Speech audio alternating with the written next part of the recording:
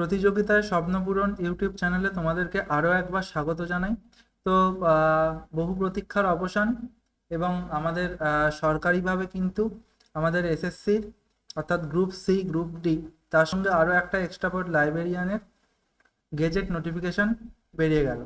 ঠিক আছে, যেটা তোমরা দেখতে পাচ্ছ এটা পুরোপুরি একটা সরকারি নোটিফিকেশন। এটা টোটালটাই একটা সরকারি নোটিফিকেশন। দেখতে পাচ্ছ তোমরা নোটিফিকেশন নাম্বার।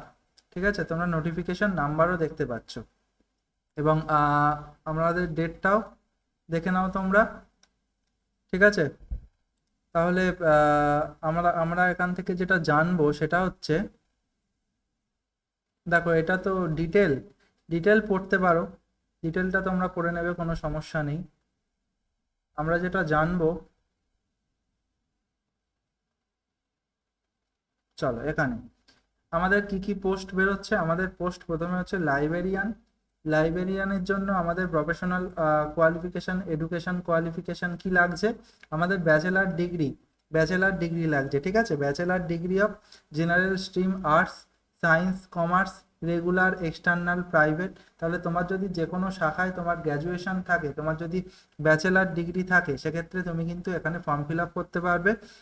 এজের জায়গা যদি আমি দেখি, দেখো এখানে 20 বছর মিনিমাম আর ম্যাক্সিমাম হচ্ছে 40 বছর। ক্যালকুলেশন হবে 1 জানুয়ারি of the year of advertisement. ঠিক আছে, এখান থেকে কিন্তু তোমার এজটা এই অনুসারে হবে 1 জানুয়ারি। নেক্সট দেখো ক্লার্কের ক্ষেত্রে তোমাকে স্কুল ফাইনাল পাস হতে হবে, অর্থাৎ মাধ্যমিক পাস হতে হবে অথবা এর ইকুইভ্যালেন্ট পাস হতে হবে। এখানে তোমার মিনিমাম এজ 18 বছর এবং ম্যাক্সিমাম এজ কিন্তু তোমার 40 বছর। ঠিক আছে, ম্যাক্সিমাম এজ তোমার 40 বছর। এখানেও কোন ডেট অনুযায়ী না 1 জানুয়ারি, এই অনুযায়ী কিন্তু তোমাদের ক্যালকুলেশন হবে।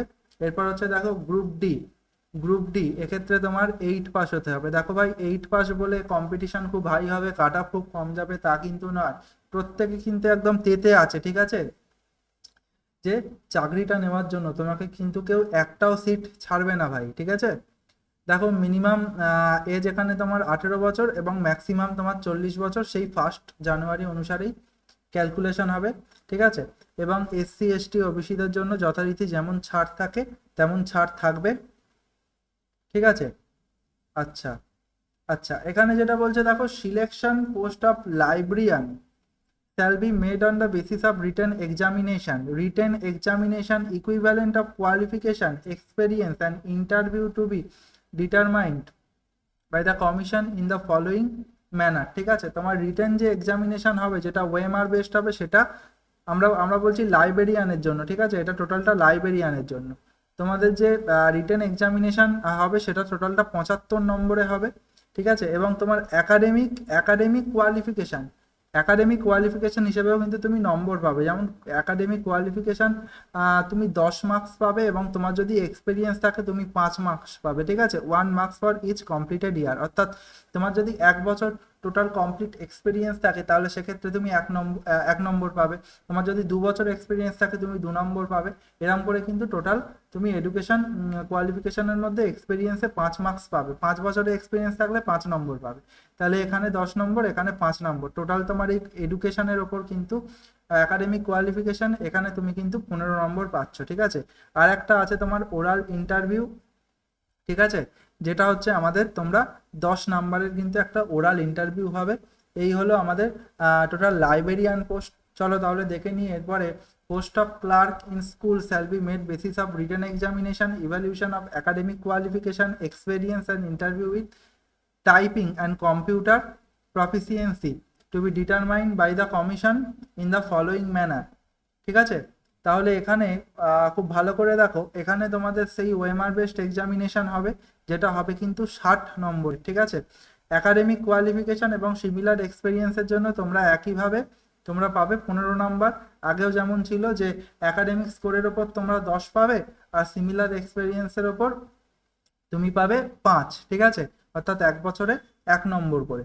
ঠিক আছে, এবং এখানে এই জায়গাটা ভালো করে দেখো, interview with computer typing and computer proficiency, তোমার কম্পিউটারের দক্ষতার উপর এবং ইন্টারভিউয়ের ওপর তোমার নাম্বার থাকবে 25।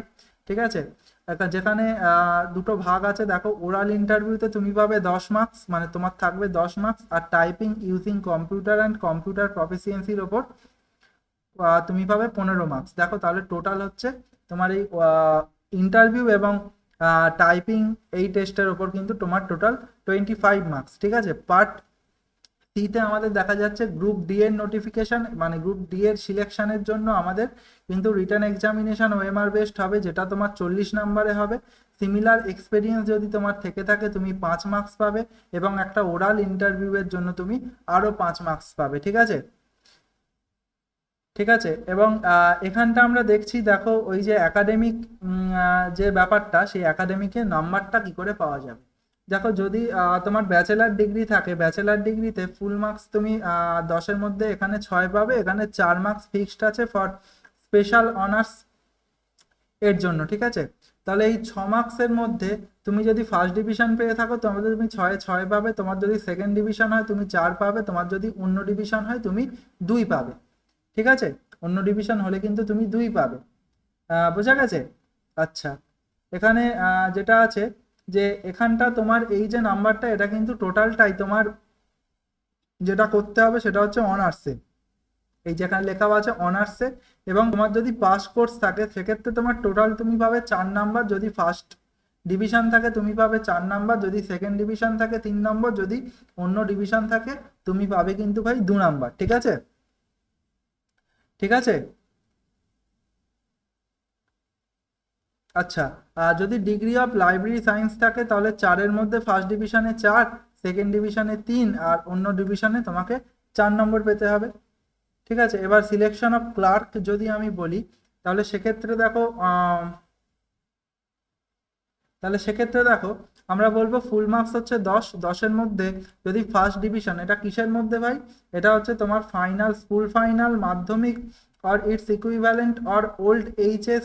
ঠিক আছে, ফর স্কুল ফাইন্যান্স আর মাধ্যমিক আর ইটস ইকুইভ্যালেন্ট, এই পরীক্ষায় যদি তুমি ফার্স্ট ডিভিশন বা ফার্স্ট ক্লাস পাও তাহলে তুমি 10 নম্বর পাবে, যদি তুমি সেকেন্ড ক্লাস পাও তাহলে তুমি 8 নম্বর পাবে, এবং যদি তুমি অন্য ক্লাস পাও তাহলে তুমি 6 নম্বর পাবে। ঠিক আছে, টোটাল 10-এর মধ্যে। ঠিক আছে, তাহলে এই হচ্ছে টোটাল মোটামুটি গেজেট নোটিফিকেশন, এবং খুব তাড়াতাড়ি কিন্তু তোমাদের ডিটেল নোটিফিকেশন বেরোতে চলেছে। তো ভাই সময় নষ্ট করবার মতো সময় কিন্তু আর নেই, সুতরাং তোমরা কিন্তু জোর কদমে পড়াশোনাটা শুরু করো।